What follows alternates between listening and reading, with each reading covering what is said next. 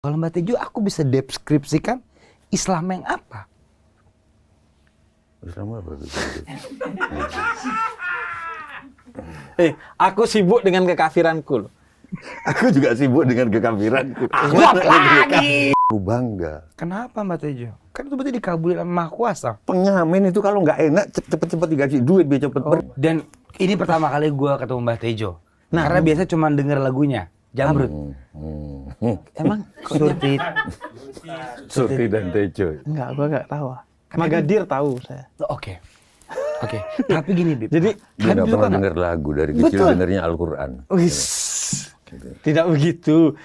Saya ini lebih takut di framing mulia loh daripada di framing jelek.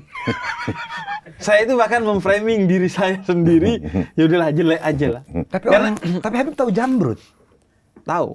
Nah, itu lagunya. Dan Habib suka nggak sama celananya Mbak Tejo? Karena Habib nih, Mbak Tejo, sorry Mbak Tejo. Kayaknya ini sarung deh, bukan Sarung. celana. Nah, Sarung. Karena Habib nih gitu, kalau ada orang gaya nyentrik dikit, baju apa sih? Aku sering digituin Mbak Tejo. Gaya apa sih itu? Ah, ya Habib, gue temennya nih. Ini sarung, tapi sama-sama sarung. Mbak Tejo ini punya sarung dulu, Pak. Tapi desainku sendiri. Tuh, desainnya Mbak Tejo sendiri. Dan aku pernah dikasih. Umbrella girl. Ini umbrella. Ini bawahnya Cirebonan. Kenapa umbrella girl? Gadis payung dong. Aku suka karena kamu nggak punya mobil. Jadi cuma kayak ngebayangin enak juga yang punya mobil balapan gitu ya. Karena nggak punya ya aku bikin sarung aja. Gitu. Waduh. Oh, umbrella girl yang ini. Iya, umbrella girl kan turun. Wow. Terus payungan gitu kan. Enak banget. Kapan gua bisa gitu ya? Gue bikin sarung. Nah, ini kan umbrella. Oh, gitu. Oke. Jadi Mbak Tejo ini nggak satu kampung sama saya, tapi tetanggaan. Sama-sama Madura swasta. Dia Bondowoso, aku Situbondo. Oke. Lebih tinggi Situbondo. Kenapa? Ya, lebih dekat pantai. Kan laut itu kan, kita negara maritim. Lebih dekat ke laut, lebih tinggi derajatnya.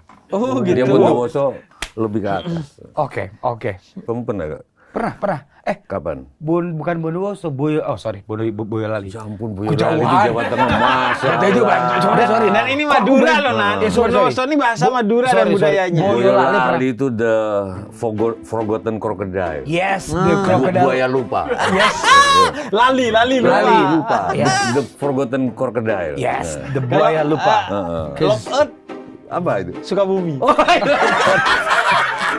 Love Earth. Oh, lambat ya. Lapar. Lu punya nggak? Gue punya dong. Apa? The silent jokes. Apa silent joke. Diam. Lucu yang sepi. Coba Mbak Tejo filosofikan apa itu silent joke? Di kota silent joke. Kotanya silent joke. Iya. Maksudnya? Nama kotanya silent joke. Yes. Di Jawa. Iya. Silent joke.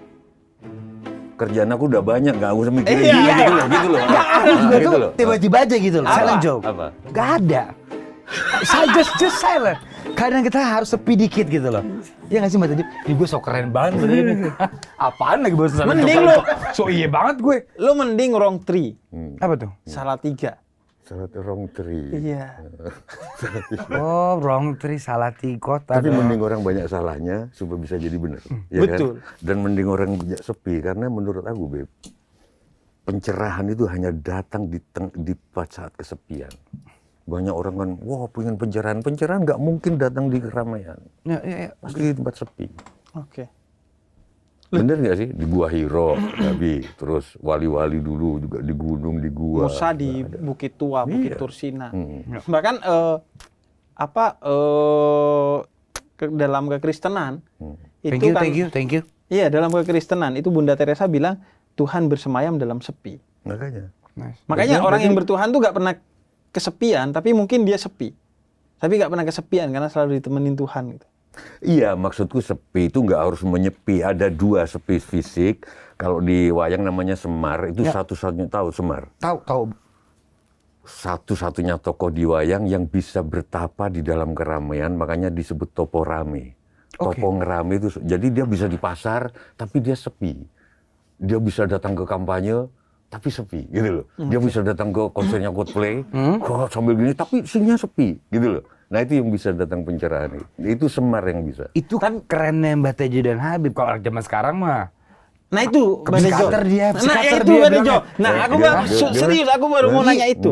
Itu kan bisa dianggap masalah mental kalau orang sekarang. Setuju nggak Mbak Tejo? Di zaman ketika orang semua tidak punya etika, terus tiba-tiba dia punya etika, dia pasti kesepian. Kenapa? Semua orang sekarang kalau ngobrol pakai HP, main HP. Ketika kamu diajak ngobrol nggak main HP, kamu dianggap aneh. Oke. Coba aku ngobrol nih. Ya. Kamu pura-pura main HP. Gini loh, Bat ya. Oh, soalnya kan gini. Gimana Mbak Tejo tadi? Iya. Biasanya gini sekarang. Tapi begitu dia mandang aku, gini loh, Bat. Oh itu ya, kan ngapain deket-deket Habib?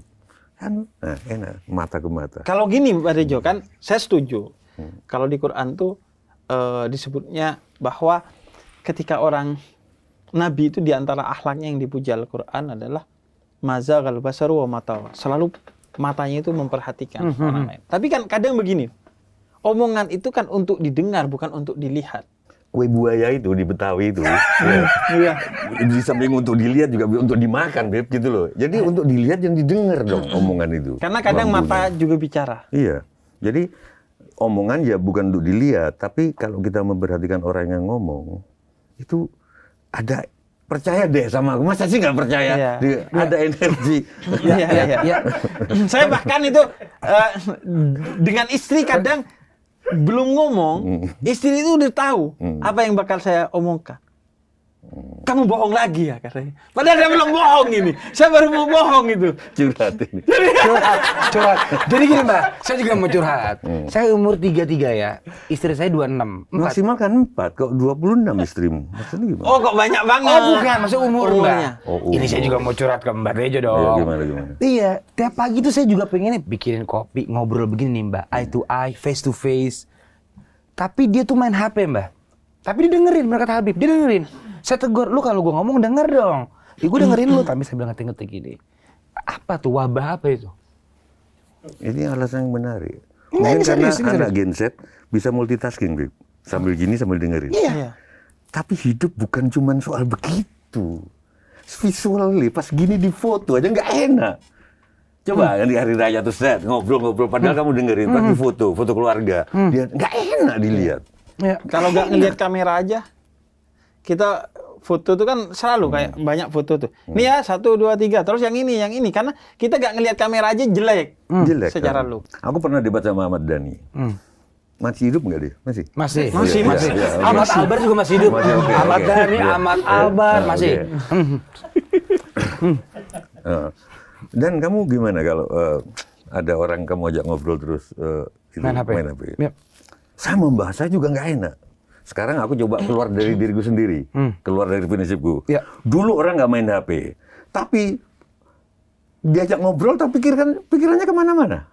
Pikirannya bisa kemana-mana. Apa bedanya dengan dia main HP? Diajak ngobrol nih ya, Iya, zaman iya. dulu sebelum ada HP. Pikiran bisa kemana? Ini ke sini, tapi pikiran bisa kemana-mana kan? Itu saya sering pas Kayak sholat perempuan gitu. kalau dicium, kenapa kok perempuan kalau dicium kok pejamkan mata? Kenapa? Kenapa? Karena dia membayangkan laki-laki lain. Enggak guyon. Enggak itu ngakuin tuh kayak beneran tuh. Nah, kalau aku sih ya. Kalau saya di sholat tuh biasanya begitu. Oke, kalau sholat. Nah, sorry, Bi.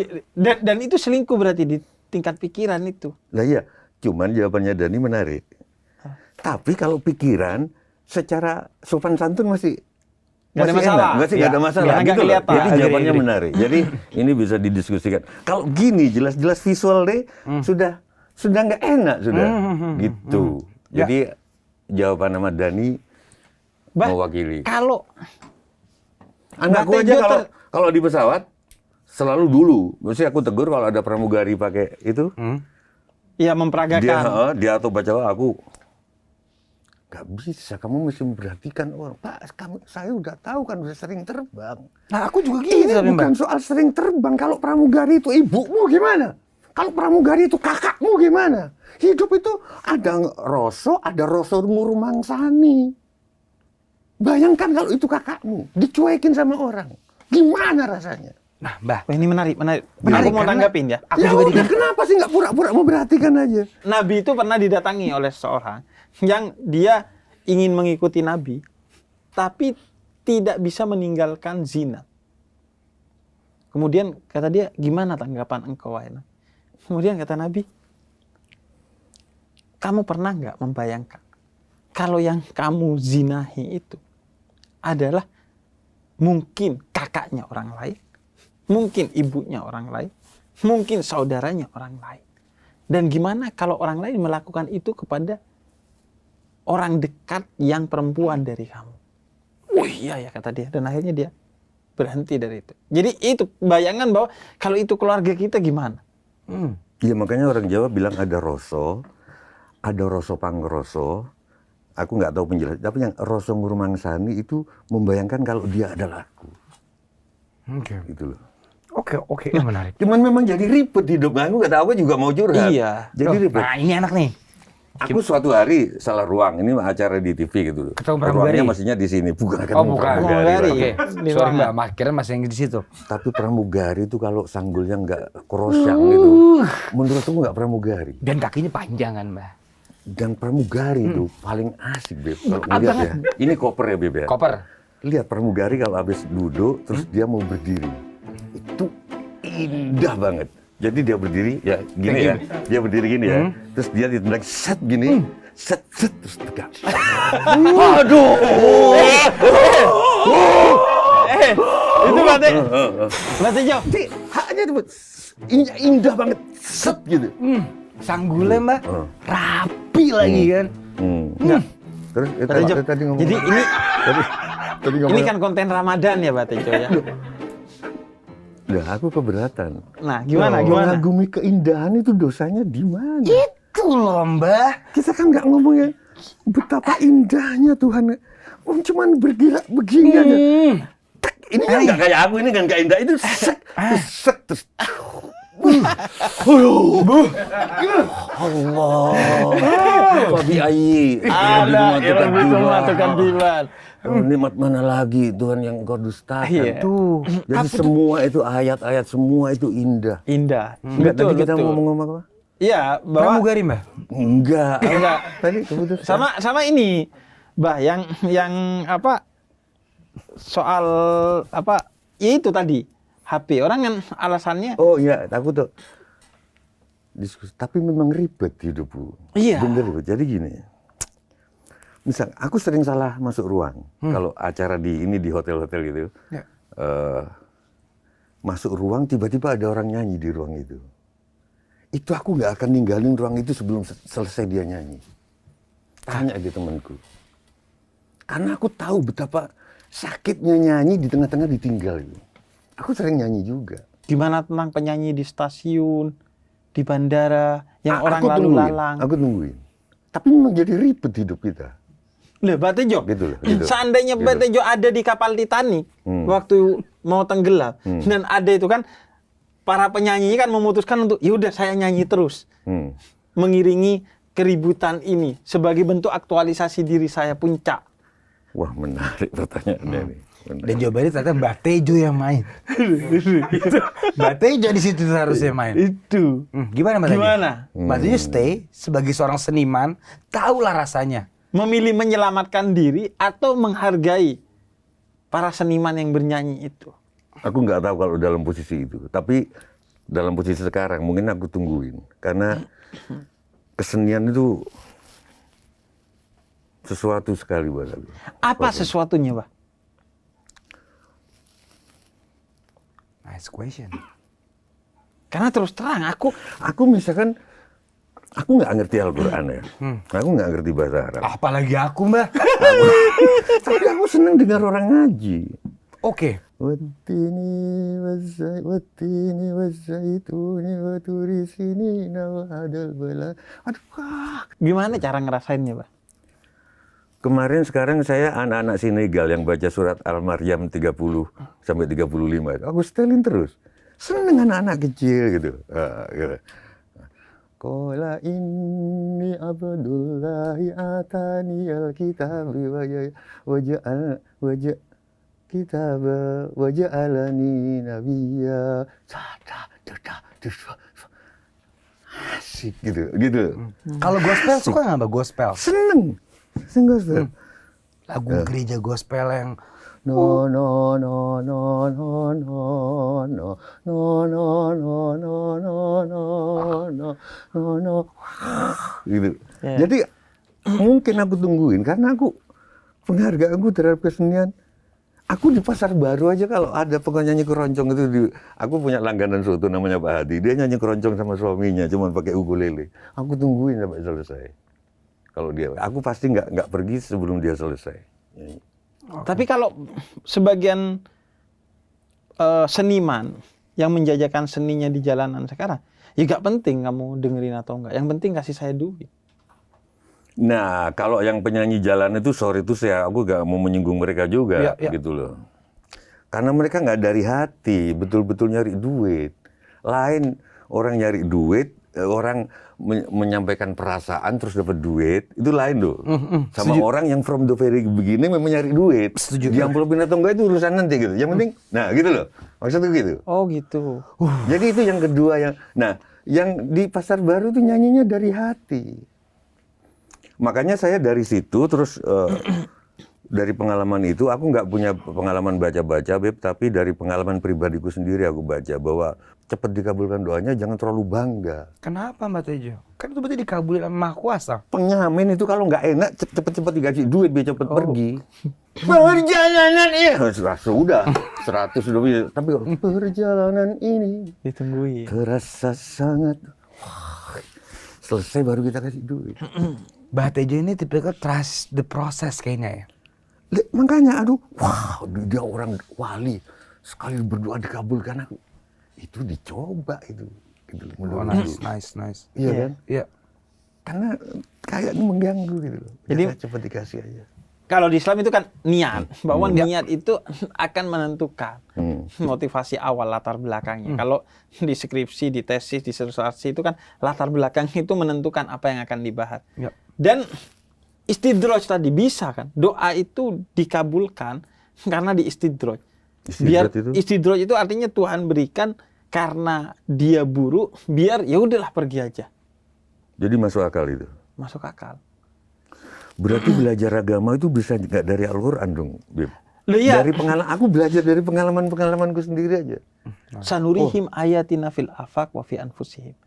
Aku tebarkan ayat-ayatku di semesta dan di dalam dirimu. Itu kata Allah dalam Al-Quran. Kamu mengira, kata Rumi, kamu adalah tetesan di tengah samudra.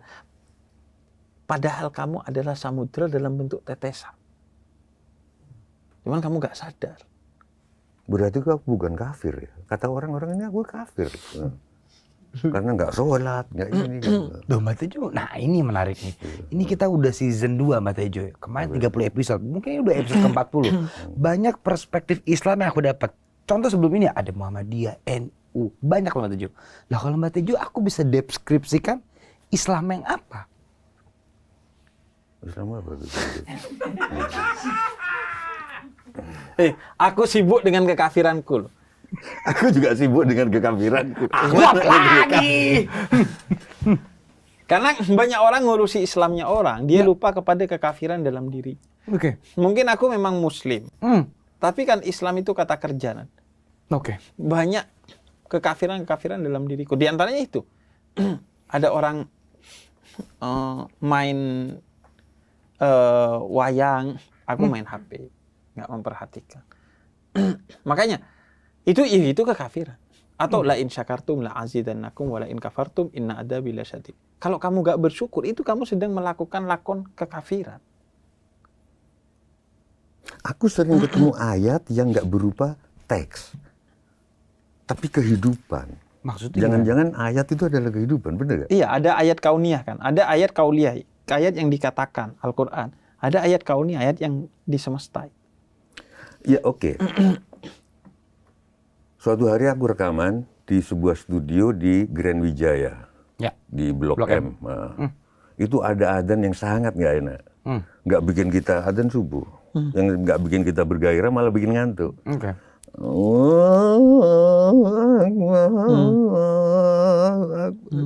Tiap hari kalau saya, terus saya ini gila ini orang adzan kayak gini, adzan kan harus Allah Akbar, gitu kan Bang. Manggil kemenangan kan. Terus tiba-tiba ada orang namanya Sugeng Saryadi, dia konglomerat, yang punya studio itu mau berangkat golf, almarhum Sugeng Saryadi. Mas Tejo, coba perhatikan orang adzan itu.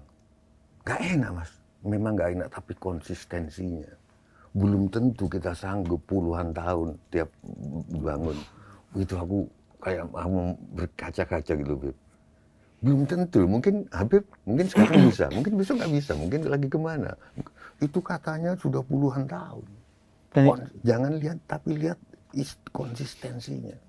Aku tak, iya ya, artinya menilai orang nggak bisa. Gitu-gitu loh, Beb. Iya, dan Gitu itu loh. puncak ikhlas kan berarti.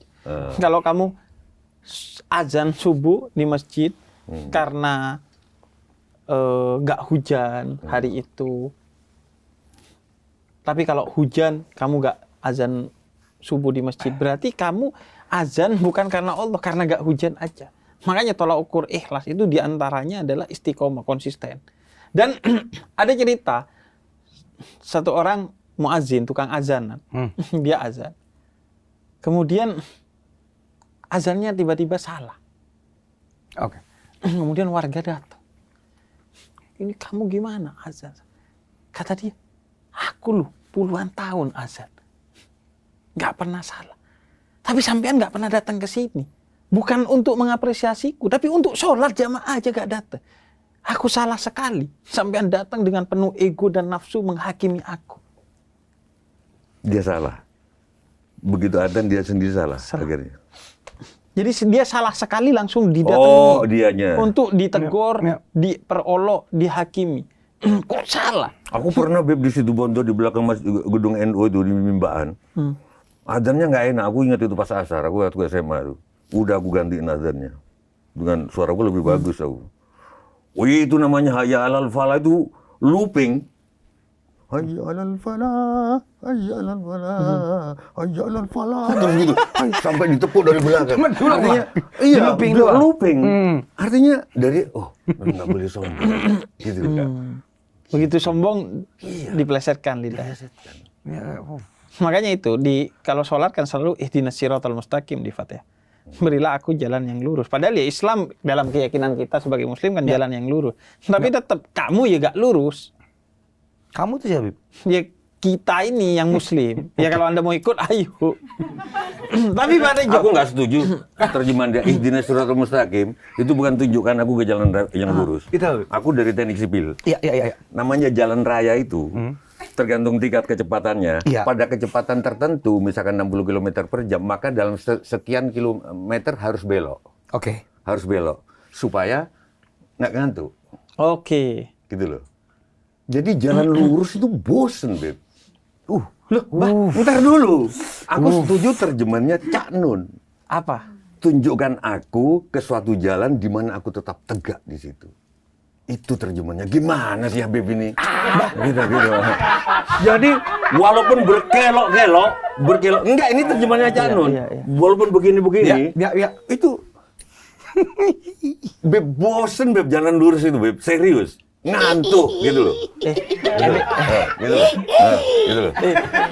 Berarti Jo ini Ini Cak Nun yang ngomong. Iya. Gitu loh. Iya, maksud aku semoga Cak Nun, Al-Fatihah buat Cak Nun. Semoga segera makin berkumpul lagi sama ya. kita. Oke. Nah, jalan tol itu sekarang ada itu, Bah. Kayak walaupun lurus itu. Oke, kalau gitu harapannya tunjukkan aku ke jalan yang lurus dengan sedikit geronjalan-geronjalan itu kan ya. Jadi hidup tuh semangat gitu loh. Itu loh, Mbak. Iya kan lebih Iya. ada apa ya, Mbak? Apa ya? Adrenalinnya untuk terus tegak tapi ada gini-gininya, Bib. Aduh, gue ada teman Bib akhirnya, Bib. Tapi Mbak Tejo ini, Bah, ya tadi belum dijawab itu. Sampean ini, ya, kalau Islamnya itu apa? Sejak dulu memang ya sudah taat gitu, atau ya kayak anak muda sebagian gitu. Saya nggak tahu apakah saya nggak sholat itu betul-betul tulus dari aku sendiri atau jangan-jangan aku protes. It's okay, Mbak. It's okay. It's okay. It's fine. It's fine. Iya, ada Protestan ya. It's fine. Atau jangan-jangan aku protes tanpa tan. Catholic, no? Bahwa banyak banget, nggak semuanya, orang yang sholat, tapi nggak ada sholatnya di dalam kehidupan. Sholatnya itu hanya ritual. Menurut saya itu bukan sholat, menurut saya. Tapi ngasih gambar orang sholat kepada dunia. Iya. Kiai-kiaiku selalu bilang, bukan kerjakanlah sholat, tapi kan akimus sholat. Tegakkan sholat. Tegakkan sholat. Artinya sholat tapi buang sampah sembarangan. Sholat tapi nonton bioskop nyalain HP. Itu silau ke orang di belakang. Gitu loh. Sholat tapi ada orang ngomong nggak diperhatiin. Nah, saya mungkin protes, mungkin protes.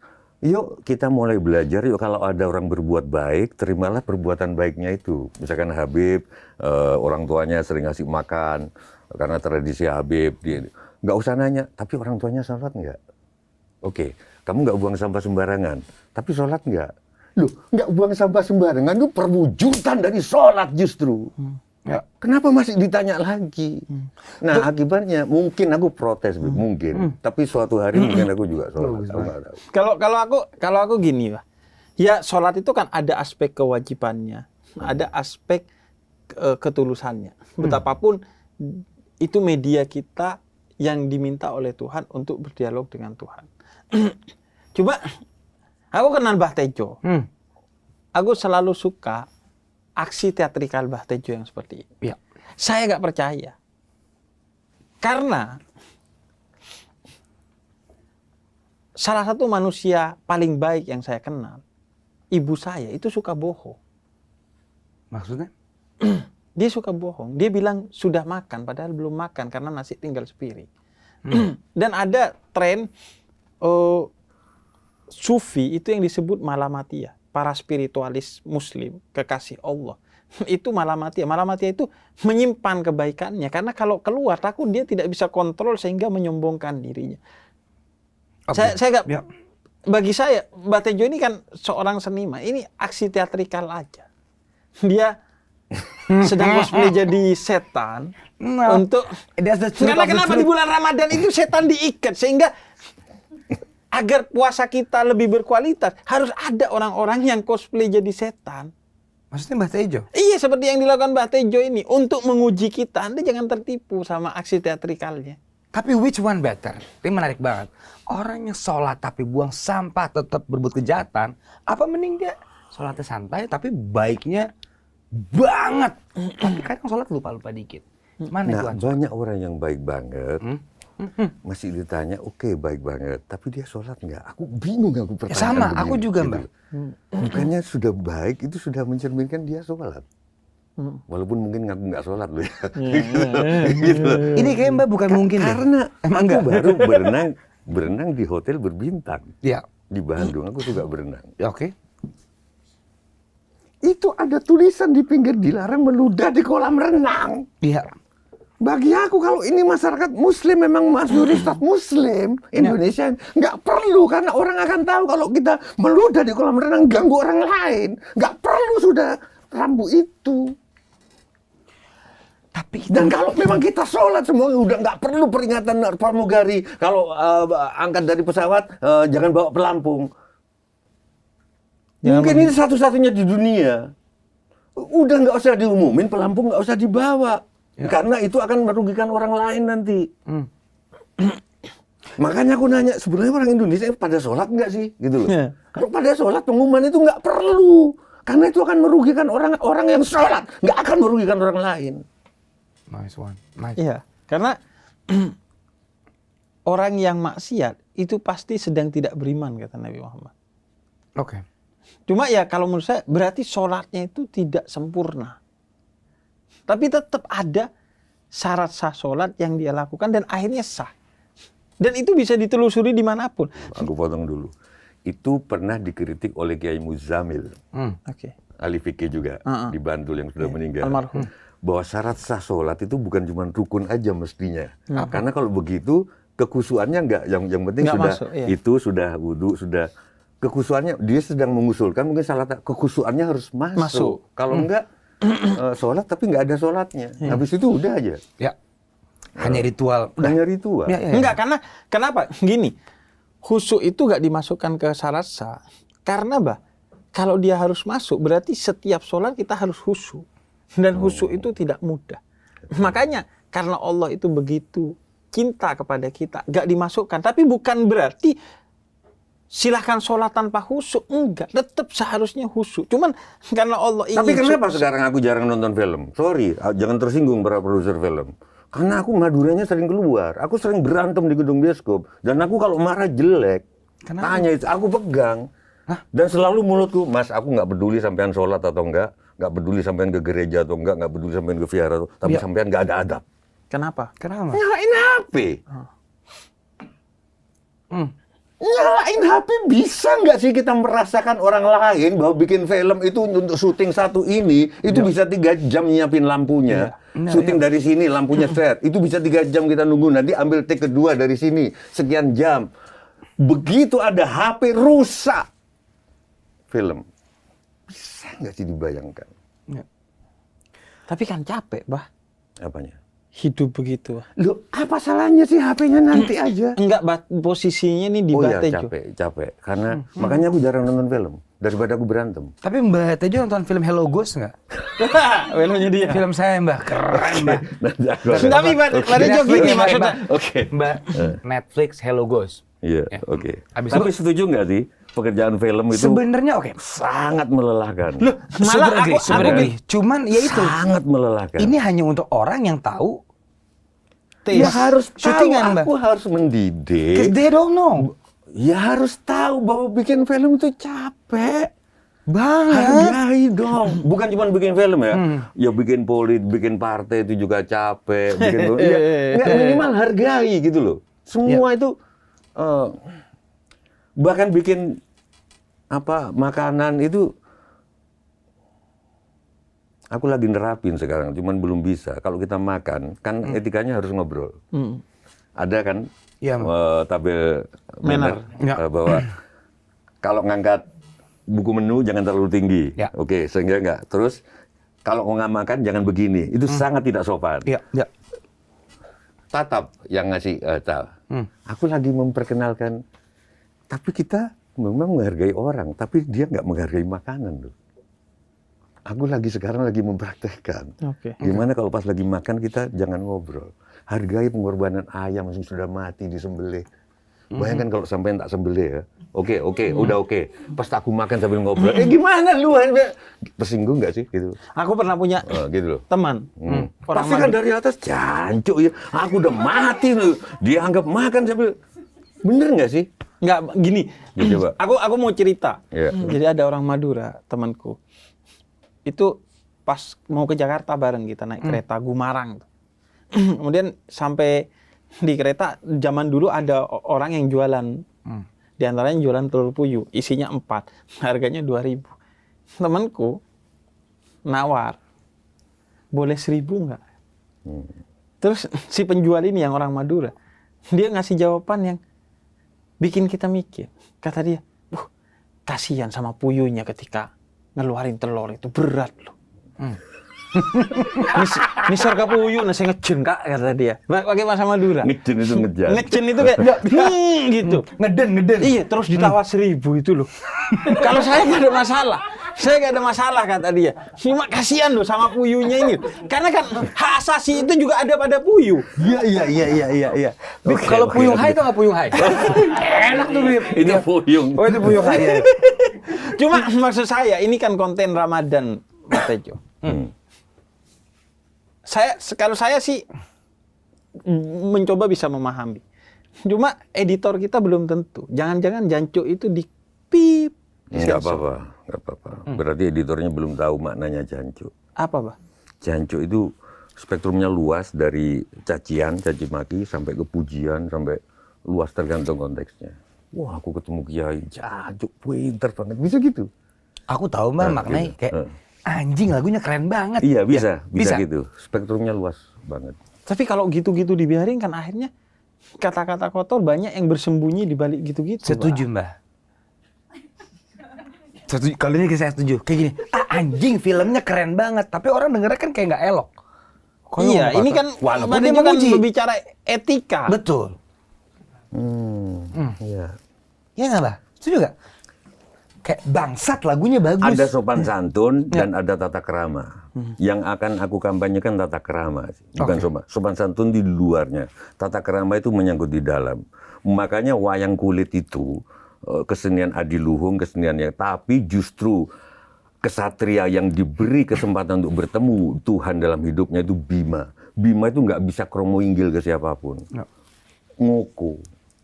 Itu sangat kurang ajar kalau secara. Ngoko itu apa? Ngoko itu terang-terangan. Ngoko itu nggak ada bahasa halus. Dia ke siapapun, mau ke kakaknya, mau ke orang tuanya, bahasa. Gitu. Iya. Orang bawah sadar orang Jawa menempatkan itu.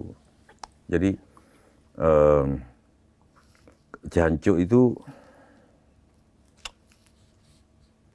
gini loh ya. Kadang-kadang Beb jancuk, aku mau pinjam duit, Beb. Bisa gitu. Habib bisa ngomong jancuk, kenapa nggak kemarin ngomongnya, aku lagi nggak ada. Bukan cuma makian dijak, enggak. Bisa keakraban. Jadi Aku bisa ngerti kalau di filsafat itu ada etiket. Etiket itu sopan santun. Itu relatif subjektif. Yeah. Setiap wilayah berbeda-beda. Tapi ada etika tadi, tata krama. Yang itu bersumber dari dalam sebagai nilai. Islam menyebutnya akhlak gitu. Dan itu kekuatan salah satu yang utama. Cuman Gus Baha aja juga ngomong jancuk. Ada. Iya. Ada dia. Iya. Iya. Masa kita lebih tinggi dari Gus Baha? Gitu. Nggak tahu kalau Habib, kalau aku sih enggak. Ya. Gus Mus saja bilang setiap komunitas punya bahasa. Termasuk jancuk. Itu Gus Mus bilang. Jadi jangan langsung dinilai. Tapi kalau misalkan buka HP yang mengganggu orang gitu ya, yang aku nggak. Ini menarik nih, Bib. Berarti pemahaman religion atau agama atau Islam deh. Apa Mbah jadinya? Setelah topik kita nih, apa? Boleh agama, boleh apa menurut Mbah? Apa itu agama atau apa itu religion atau apa itu Islam? Karena Mbah Tejo ini orang Madura swasta, jadi memang harus bukan hanya Islam, NU. Iya, NU. Tapi apa? Nggak boleh lock out udah. Jadi apa pandangan Mbah Tejo soal religion? Tapi pernah kan Mbah ya? Ada di posisi yang kayak ateis gitu. Oh iya, bacaanku luas sekali. Dari filsafat Yunani sampai macam-macam, sampai Zen, Jepang, sampai waktu 94 ibuku meninggal, aku lagi di Jakarta itu. Aku anak kesayangan lah. Kakak-kakakku iri lah karena menjelang meninggal aku yang disebut-sebut, yang dipanggil-panggil. Ya aku datang, pemakaman agak ditunda sekian jam, aku naik pesawat. Terus begitu pemakaman, aku disuruh talkin ya? Talkin. Di situ aku menyadari bahwa setinggi-tingginya filsafat, nggak ada satupun yang mengatur kalau ibuku meninggal cara makamnya gimana. Mana harus ke utara, selatan, atau gimana. Nah, agama yang mengatur itu. Gitu. Dan jadi, ya itu maksud aku itu kan berarti pertemuan terakhir seorang anak dengan ibunya. yeah. Dan itu sangat emosional. Karena Sehingga saya nggak pernah pergi dari rumah sebelum dilangkai ibu saya 3 kali di ambang pintu. itu orang Madura. Wow. Saya sujud utara selatan, dilangkai ibu 3 kali, baru saya pergi. Wow. Sehingga ketika dia pergi untuk selamanya, pelepasannya itu harus sangat mendalam, bukan hanya emosional, tapi spiritual. Agar kita nggak depresi, nggak kecewa setelah itu. Karena sudah melepas dengan cara terbaik. Dan cara terbaik itu ya dari Tuhan melalui agama itu. Malah saya tolong dikoreksi kalau salah. Tolong dikoreksi. Saya debat sama beberapa Habib, saya dengan segala maaf, katanya kalau mau kita doa, harus sholawat dulu, baru mendoakan orang tua, baru kita berdoa kan. Kalau saya mendoakan ibu dulu, dengan segala hormat, bukannya aku nggak menghargai Kanjeng Nabi. Setelah aku berdoa sama ibu, pokoknya buka Allah tak butuh ilah, ya kan. Habis itu sholawat baru. Terus dijelaskan tetap Kanjeng Nabi ada di atas ibu. Ya sorry Beb, tapi saya nggak bisa di saya gimana gitu loh. Ibu saya gitu. Gimana Beb kalau menurut Habib? Kalau di Quran kan Nabi itu di atas segalanya. Kecuali Allah yang ada di atas Nabi. Tapi kan ekspresi penghormatan kita kepada ibu itu yang ngajarin Nabi. Sehingga output dari cinta Nabi itu salah satunya adalah memuliakan ibu. Sama dengan output sholat itu gak buang sampah pada sungai, danau, dan lain sebagainya. Jadi mencintai ibu itu justru ekspresi dari betul-betul bersolawat. Agak beda jawabannya ini. Agak beda. Kadang-kadang cerdas juga dia. Enggak, yang saya tahu... Episode ini bisa dibakar aja nggak? Nggak usah tayang gitu. Bagus. Bagus sih. Enggak, karena beberapa... Maksud saya yang ngundang Pak Tejo loh. Ini di Selawatan. Di beberapa kota. Itu ada ribuan lah masa. Terus aku jujur terus terang, Beb. Nggak usah saya sebut lah. Gimana aku kalau berdoa, ya sorry. Katanya... Solawat itu, katanya solawat itu puji-pujian untuk Kanjeng Nabi. Tahu saya Mbak Tejo. 30 Itu hari katanya kayak sayap kanan burung sama sayap kiri. Nah doamu ada di sini, di burungnya itu. Sehingga makanya harus diawali sama solawat, diakhiri dengan solawat. Pasti diterima doanya gitu loh. Betul. Bener nggak? Iya. Nah terus itu, tapi Beb, sorry Beb, aku nggak bisa mengawali dengan solawat. Kenapa? Saya pasti doa untuk ibu saya dulu, gitu loh. Karena Tapi jawabannya nggak kayak gini. Iya, karena ini jawabannya salawat gitu. Sayyidina Ali itu pernah bilang gini, Araftu Rabbi bi Rabbi. Aku kenal Tuhanku itu dari Tuhanku langsung. Tapi aku mengetahui jalan menuju Tuhanku itu dari kekasihku, yaitu Muhammad Rasulullah. Jadi sama. Mengenal ibu itu ya dari Nabi Muhammad. Bahwa kita harus memuliakan. Jadi diniatkan bahwa ketika aku mendoakan ibuku itu karena ajaran Nabi kan? Iya, karena itu ajaran Nabi satu paket. Dan ini, kalau aku yang tertarik sama Mbak Tejo ya, Nak. Iya. Mbak Tejo ini menulis buku judulnya Tuhan Maha Asyik. Tuhan Maha Asyik. Asyik. Ya. Itu gak ada di Asmaul Husna. 99 nama Tuhan itu dalam Islam. Itu gak ada Tuhan Maha Asyik. Oh. Kenapa Tuhan Maha Asyik? Dia tadi menyambungin burung ya. Karena saya juga punya jawaban Mbak Tejo. Karena disebut burung gereja. Ya, tapi aku pernah nulis puisi. Toleransi yang sebenarnya adalah ketika burung gereja hinggap di kubah masjid. Iya. Makasih ya Mbak Tejo. Sorry aku potong Mbak Tejo tadi. Kenapa Mbak Tejo itu Tuhan Maha Asyik? Dikasih pengantar sama Gus Mus, Kiai Haji Mustafa Bisri, dan dikasih pengantar sama M. Ainun Najib. Iya. Dan larisnya luar biasa, udah 24 kali cetak. Dan gitu. sampai ada Tuhan Maha Asyik 2 kan? Ada Tuhan Maha Asyik 2. Jadi, saya merasa kok beberapa orang yang beragama itu aku lihat hidupnya kok stres. Manteng gitu. Kayak orang yang paling suci di dunia gitu. Kayak yang menyimpan kunci surga gitu. Rasanya kok nggak gitu sih beragama itu. Rasanya apa? Nah terus harusnya asik dong. Kalau nggak asik buat apa beragama gitu loh. Terus aku nanya termasuk ke Jombang, ke kiai Jombang. Ya, aku jadi cerita diriku sendiri, nggak kelihatan kafir kalau gini. Iya. Padahal yang kelihatan kafir. Ini cosplay Islam dulu sekarang. Ya. Tapi misalkan pura-pura jadi Islam lah, Iya, gitu iya. ya. Ditanya, agama itu mutasyabirin atau apa gitu? Agama adalah kabar gembira. Iya. Apa mutasyabirin? Iya. Setuju. Ini apa? Setuju. Jadi kalau bukan kabar gembira, itu bukan agama. Wow. Ya. Coba gimana gembira coba? Yang semula aku bergantung kepada A, sebenarnya enggak A. Yang semula aku bergantung kepada B, enggak jadi B. Aku cuma bergantung kepada Allah.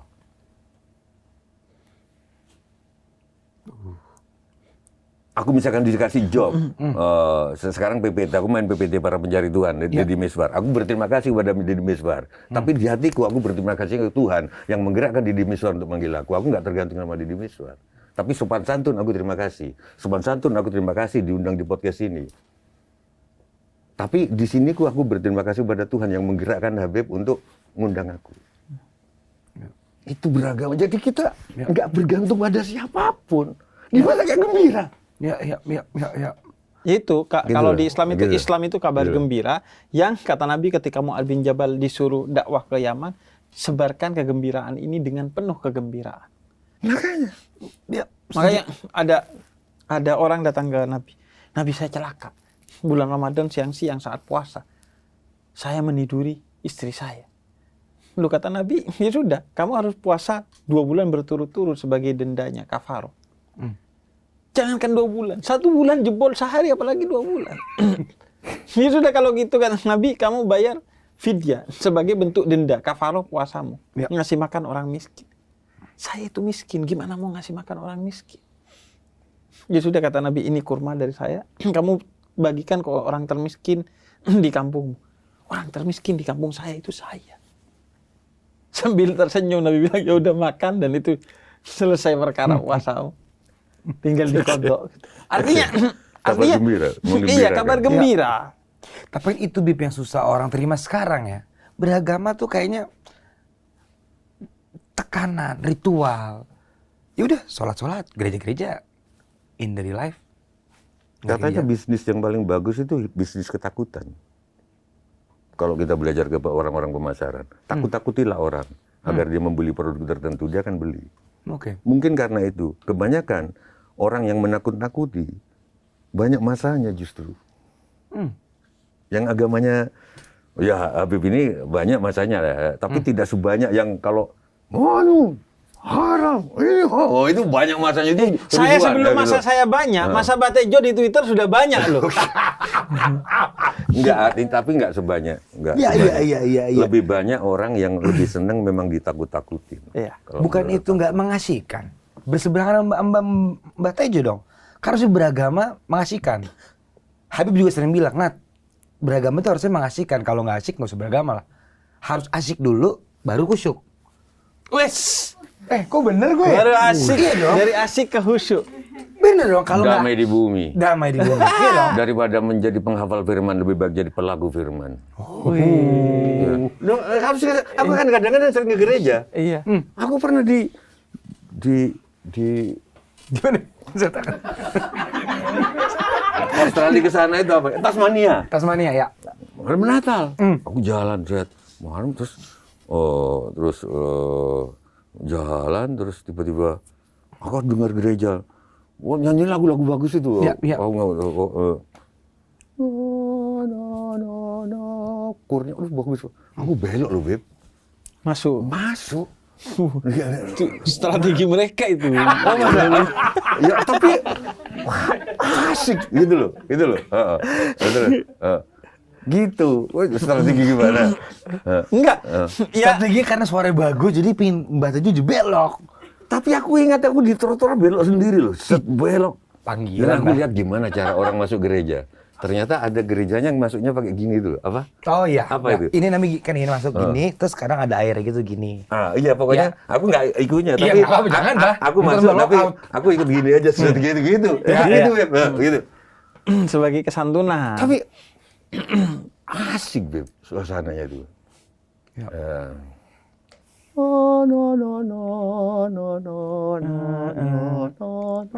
Bagus banget.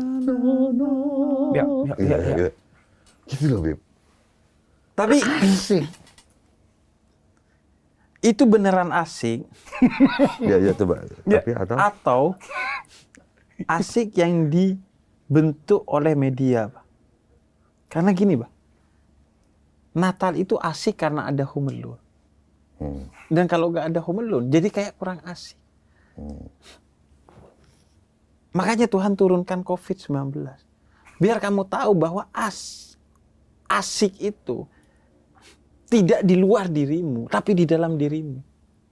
Selama ini kamu menghayati Lebaran dari keindahan-keindahan lampu, lagu, pertemuan dengan orang lain. Padahal Tuhan di hatimu. Jangan-jangan itu triggeran. Jangan-jangan. Makanya Tuhan bikin tuh sepi Ka'bah. Selama ini kamu membanggakan bahwa Ka'bah adalah tempat yang tidak pernah sepi dari orang. Bahwa setiap hari ada orang berputar di sana. Tuhan bikin sepi karena jangan sampai kamu mengkultuskan Oke. itu hingga kemudian membuat kamu lupa kepadaku. Karena di Quran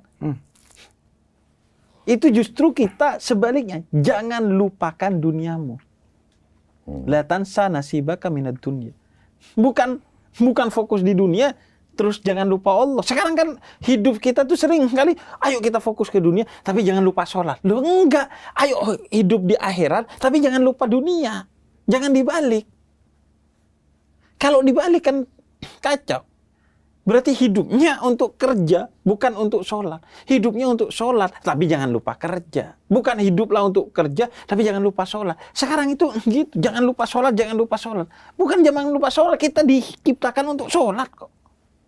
Jangan lupa kerja, jangan lupa main musik, jangan lupa podcast, jangan lupa login. Ya. Bagus tapi analoginya.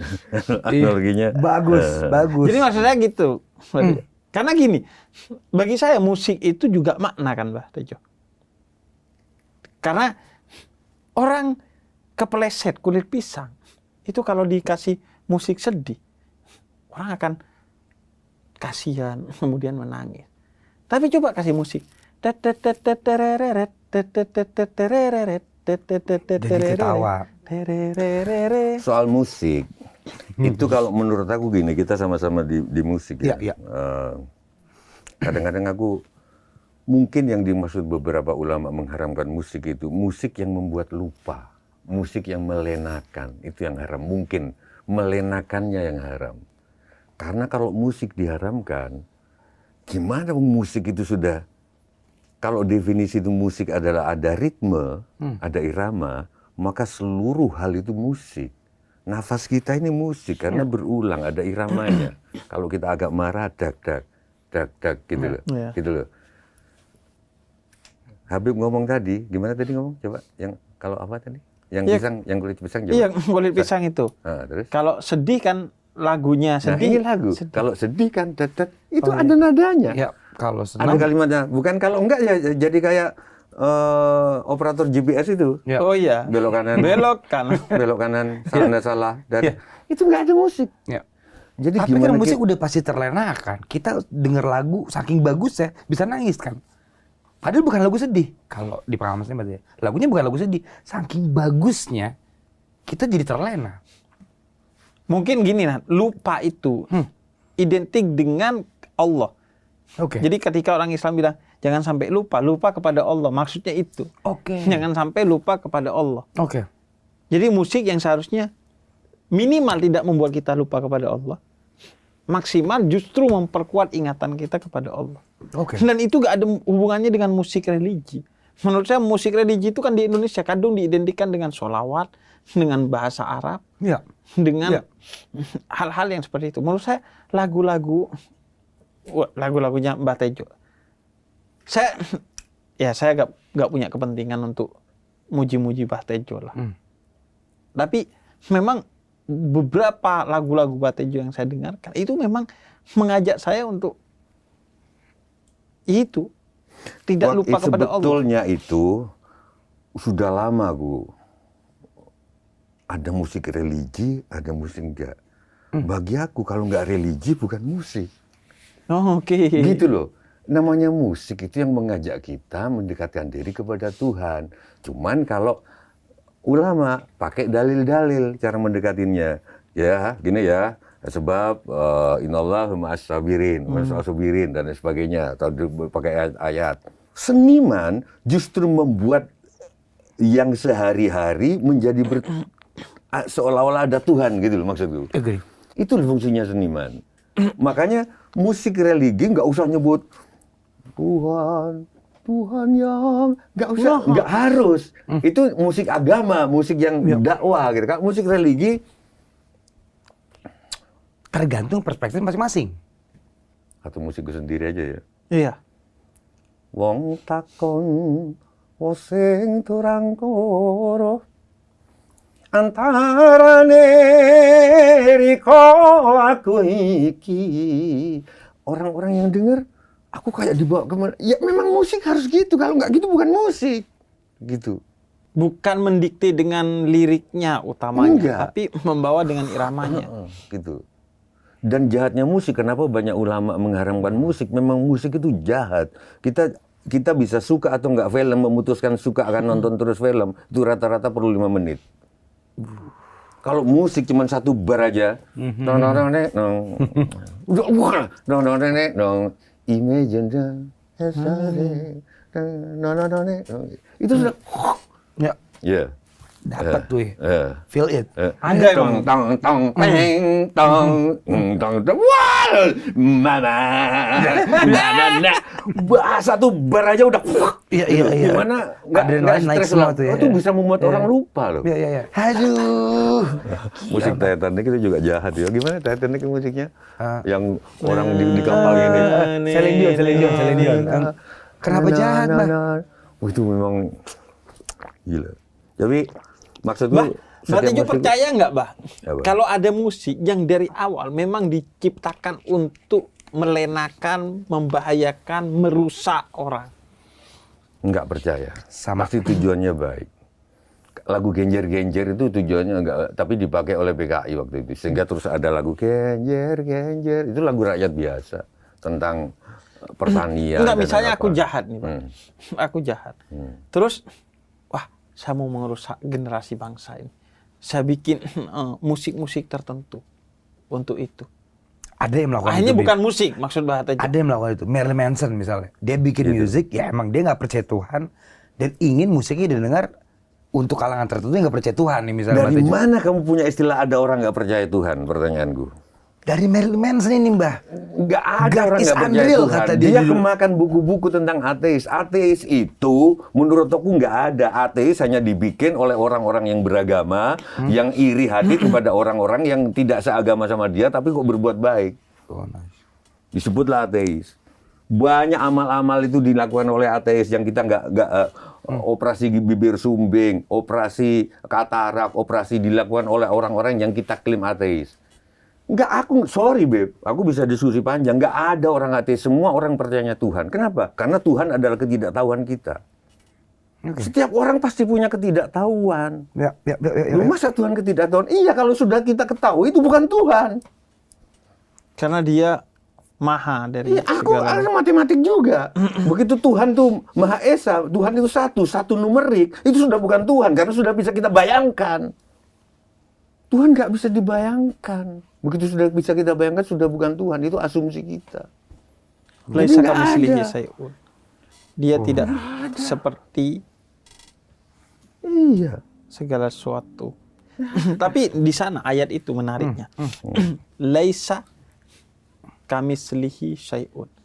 Dia, mithil itu artinya seperti, ka itu seperti. Jadi dia tidak seperti yang seperti dia. Ana Ahmad bila mim. Aku, kata Tuhan, adalah Muhammad, Rasulullah, tapi tanpa mim, yaitu ahad. Karena Muhammad itu berakhlak dengan akhlaknya Tuhan. Kamu lihat Muhammad, kamu ingat kepada Tuhan. Tapi Tuhan tidak seperti Muhammad yang seperti Tuhan itu. Begitu Nabi Muhammad digambarkan oleh Allah. Jadi ada sesuatu yang mengingatkan kita kepada Tuhan. Tapi kata Tuhan, ingat ya, saya itu satu digit di atas bayanganmu tentang saya. Oke, ini mengingatkan aku cerita wayang. Ada keras sakti namanya Hanuman, Hanuman. Ya. putih. Ya. Dia datang ke sebuah pandita yang tua renta, datang kayak mengucapkan kalimat persaksian syahadat, kayak syahadat bahwa hanya kepadamu aku menyembah. Oke. Oke. Suatu saat datanglah prajurit dari Astina. Weh, kami memerlukan kamu, wahai pandita. Negara perlu pandita. Pandita menjawab, enggak. Pandita tempatnya di Padepokan. Kalau Padepokan sudah bergabung sama istana, bangkrut ke negara, kacau. Kami akan tetap di sini. Wah, langsung si panglimanya dipanah. Oke, kalau kamu nggak mau ikut ke istana, dat. Sama Hanuman langsung disaut, dat. Hanuman sakti. Wah, pulang terus lonjak-lonjak. Ini guru, pusaka senjata Gunta. Hei Hanuman, pertama kamu datang kamu bilang apa? Hanya kepadamu kamu menyembah. Oke. Sekarang ada senjata lawan, terus kamu melindungi aku. Kalau kamu menyembahku, kenapa kamu melindungi aku? Kau pikir aku nggak bisa melawan senjata itu? Aku bisa diusir Anoman. Itu maksudku begini loh. Mungkin nggak sih kita melindungi Tuhan? Kalau saya sikapnya, Tuhanku dikatakan kayak peceren. Wah, Tuhannya Tejo kayak peceren, kayak got, kayak WC, kayak toilet, kayak apalah, kayak tai lah misalkan. Sorry kalau nggak dikat ya. Aku nggak akan marah.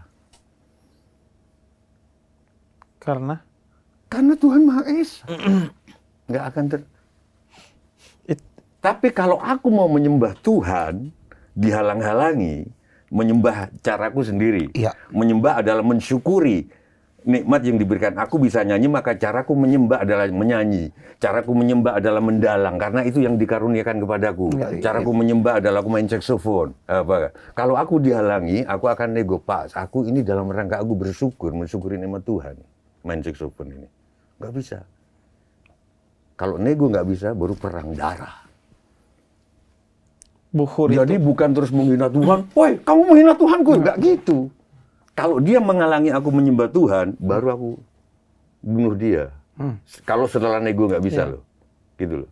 Kalau dia ngata-ngatain Tuhanku, aku nggak. Gimana, Beb? karena iya Susah karena tuh, Mbak. Susah. Gimana, Maksudnya, Beb? buhur Gimana? Analogi susah aja, maksudnya kalau orang udah percaya sama Loh, sesuatu. gini terus. Aku pernah diprotes sama netizen. Mbah, orang tua kita aja dihina. Aku marah, Mbah. Iya. Terus aku bilang, orang tuamu itu makhluk. Tuhan itu kholek. Oh, oke. Tuhan itu bukan makhluk. Nggak bisa dianalogikan dengan orang tua. Kalau guru dihina, orang tua dihina, kita wajib. Lu siapa? Oke. Oke. Walaupun bertato, aku nggak apa-apa. Aku malah suka orang bertato. Karena orang-orang KPK lebih banyak yang nggak bertato justru yang ditangkap KPK. Gitu loh. Gitu loh, ya kan? Gitu loh. Enggak. Ya, Tapi logikanya, Mbah, nggak bisa, Mbah. Ya. Aku kalau Tuhanku dihina, aku harus melawan dia. Ya. Logikanya sesama ke makhluk. Tuhan itu kholek. Ya. Lu siapa mau membela Tuhan itu? itu yang Gitu. sering aku bilang gini. Kamu bakar gereja, maka imanmu yang hangus.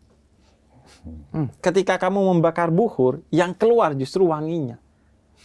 Ketika kamu bilang emas itu buruk, yang hina itu dirimu bukan emasnya. Karena fakta bahwa emas itu indah. Ya. Makanya ada cerita dari Abdul Muthalib, kakek Nabi Muhammad. Ketika pasukan Abraha itu datang, ini Martin Lynch yang menceritakan. Dia ambil tuh unta-unta orang-orang Arab yang ada di jalan menuju Ka'bah, termasuk untanya Abdul Muthalib. Sampai kabar itu sampai ke Abdul Muthalib. Dan kebetulan juga dia akan menghancurkan Ka'bah. Berkumpullah orang-orang Quraisy. Abdul Muthalib diutus untuk menegosiasi Abraha agar tidak menghancurkan Ka'bah. Kemudian Abdul Muthalib datang ke Abraha. Wahai Abraha, 200 onta saya kamu curi. Kembalikan. Kemudian kata Abraha, ya sudah kalau gitu, balikin. Dibalikin. Terus mau jalan pulang Abdul Muthalib. Kemudian kata Abraha, wahai Abdul Muthalib, apakah kamu seorang yang sangat tidak terhormat dan duniawi, sehingga yang ada di pikiranmu cuma unta aja? Bagaimana dengan Ka'bah ini, yang menjadi sesembahanmu kepada Tuhanmu? Kemudian kata Abdul Muthalib, yang milikku itu adalah untaku. Sedangkan Ka'bah ini ada pemiliknya, yaitu Tuhanku. Yang kalau kau apa-apakan ia, maka kau punya masalah dengan Tuhanku. Dan benar ketika diapa-apakan, pasukan Tuhan berupa burung ababil itu ngapa-ngapain Abraha. Jadi kalau unta, kalau ibu, ayah itu milik kita sebagai makhluk. Tapi kalau Tuhan itu jauh lebih besar, tak terbatas dari kita. Ya. Sehingga cara membela Tuhan adalah dengan kita mengabdi kepada Tuhan. Makanya Nabi Muhammad bilang bentuk penghinaan kepada agama Islam dengan kamu tidak menjalankan Islam dengan baik, itu berarti hina. Hina bagi dirimu dan kamu menghina agamamu. Penghinaan yang lebih besar ada, Beb, kalau versi gue, tau gak? Apa? Bukan menginjak-injak Injil, menginjak-injak Al-Quran. Itu penghinaan ecek-ecek. Ada penghinaan yang jauh lebih dalam. Apa, Mbak? Besok kamu khawatir nggak bisa makan, kamu sudah menghina Tuhan. Itu bukannya bentuk dari pesimis, Mbak? khawatir adalah penghinaan kepada Tuhan. Karena Tuhan sudah janji akan nyukupin kebutuhan kita. Khawatir nggak dapat jodoh, khawatir nggak dapat kerjaan. Kan sudah dijanjiin, benar nggak sih? Udah dijanjiin betul nggak? Jodoh, kerjaan, rezeki kan udah dijanjiin. Iya. Kalau sampai khawatir, dia menghina kan? Itu latas al rizqat kamalam atlub minka amalakat di hadis kursi. Jangan tanya rezekimu besok. Sebagaimana aku juga gak tanya sholatmu besok. Makanya ketika istriku itu bilang, Kadang-kadang pinter ya dia. Pinter dia, banget. Kadang-kadang, tapi kadang-kadang. pokoknya yang kadang-kadang nih cut aja nanti. Oke. Karena gini, Pak. Istriku itu kalau mau lebaran kayak gini, dia itu mulai nanya, nanti gimana ya kalau ditanya, kita nih udah mau 5 tahun gak punya anak. Kamu gimana? Terus kata saya, ada perempuan namanya Maryam, punya anak, namanya Isa. Meskipun dia gak punya suami, karena Tuhan ingin anak dari rahim Maryam. Wanita agung yang punya anak yang agung.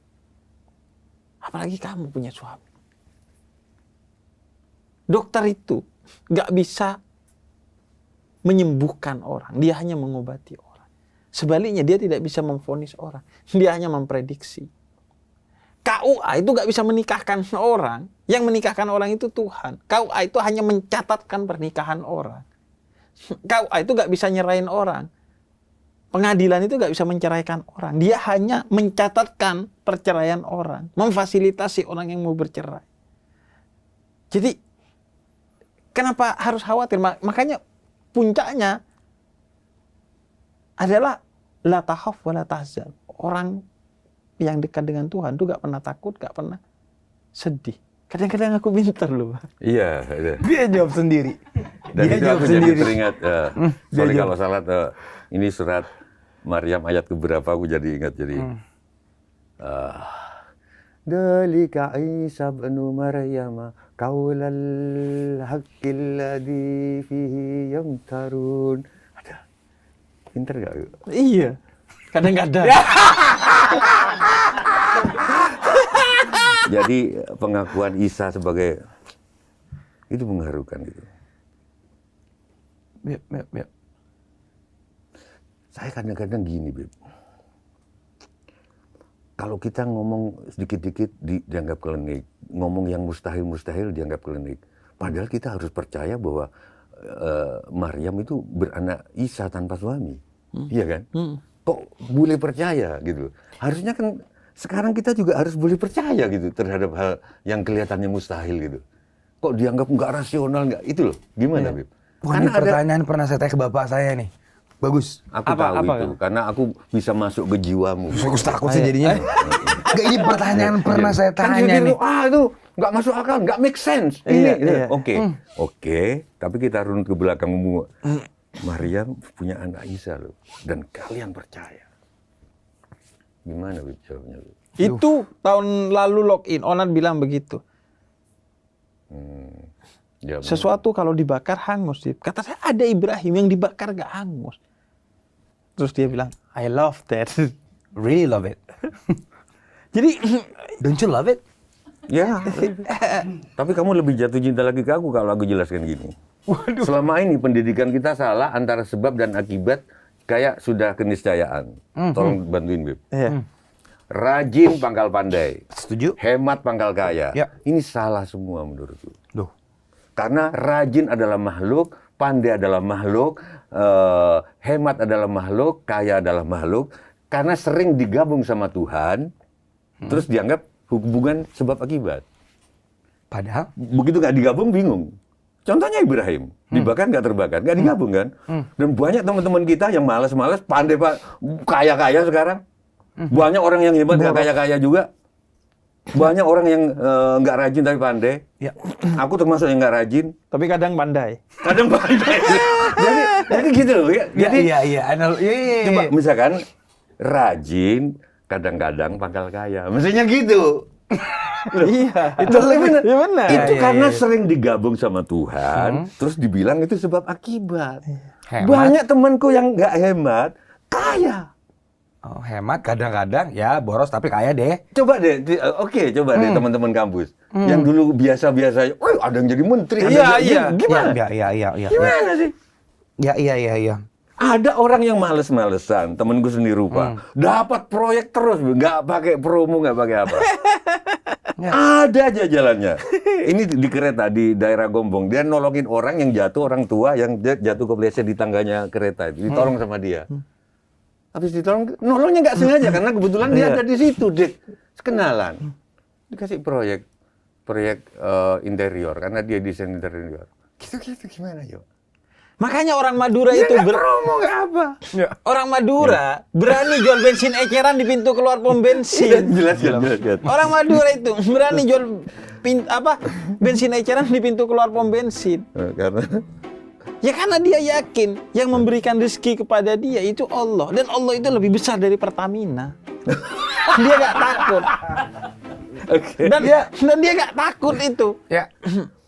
Rezeki itu tidak akan tertukar, sudah tertakar. Jadi selesai. Dan ternyata karena dia yakin kepada Allah, dia berhusnudzon, berprasangka baik kepada Allah, sehingga Allah sudah berjanji, aku akan seperti apa yang kau prasangka baik kepadaku. Sehingga Allah bikin skema tertentu. Ya. Apa orang antri motor, capek antri. Ada orang jual bensin eceran, beli. 3 anaknya sarjana di pasar Minggu. Jual di pom bensin. Jual di pintu keluar loh, bukan pintu masuk loh. Pintu masuk mending. Ngalangin orang yang mau masuk. Ini pintu keluar. Asumsinya orang udah selesai. Ya. Makanya kata dia, saya aneh kalau baca berita itu dulu-dulu. Pertamina rugi. Padahal saya yang jual eceran aja untung. Kok bisa tempat kulaan saya itu rugi? Ini kita tuh main premisnya itu adalah berserah intinya ya. Berarti kayak orang Padang, jauh-jauh merantau ke Jogja, jualan gudeg gitu kan. Kamu orang Padang, ngapain jualan gudeg di sini? Berarti rezeki. Nah, artinya gitu. Jogja ini tempatnya gudeg gitu. Iya. Jangan karena sering tergabung, kemudian seolah-olah kamu menjadi Tuhan. Bahwa, kalau tadi rajin, pangkal pandai. Berarti kan kamu menuhan tuh. Sok-sokan. Iya. Terus ada yang jawab, bener. Kalau gitu kita nggak perlu rajin dong. Kalau gitu kita nggak perlu hemat dong. Kalau gitu, mencintai dan menikah belum tentu nyambung. Banyak orang yang menikah dengan yang tidak dicintai kan? Bener nggak? Nah, saya terus ada yang enggak. Terus ada yang nanya. Yang pramugari tadi saya sambung nih. Terus ada yang nanya, ngapain Mbak kita mencintai seseorang kalau nggak menikah? Loh, mencintai itu menikah itu nasib, tapi mencintai itu martabat. Belajar bekerja keras itu martabat, bahwa nanti kaya itu masalah nasib. Iya. Dan belum tentu bahwa kalau kamu gak rajin, berarti kamu pasti pandai. Karena kan kamu gak tahu sunnatullah, game yang Tuhan siapkan untuk kamu itu dari mana. Iya. Makanya jangan sok tahu, intinya kan Tuhan bilang, jangan sok tahu, jalani apa yang menurutmu baik untuk dijalani, biar selebihnya aku yang mengatur. Jangan sok-sokan bilang, ini begini, itu begitu. Udahlah, semua yang keluar darimu itu dugaan. Tidak ada yang kepastian. Kepastian itu hanya milik Tuhan. Wow. Kayaknya mulai terbakar. Iya. Rambutnya kepalanya udah mulai panas. Panas. Ya, ini kayak one of the best episode deh. Tapi tetap kalau gini, Bib, rajin merawat wajah, bisa jadi tampan, fresh kayak Habib. Gimana tuh, Bib? Apalagi bulan puasa kan pasti Habib, padat jadwal. Dakwah sini, dakwah sana, menyebar kebaikan. Tapi kok muka tetap fresh? Nah ini, gue selalu jaga muka gue pakai MS Glow for Men agar tetap sehat, bersih, dan segar. Seperti mindset gue untuk melangkah penuh kepercayaan diri di bulan suci.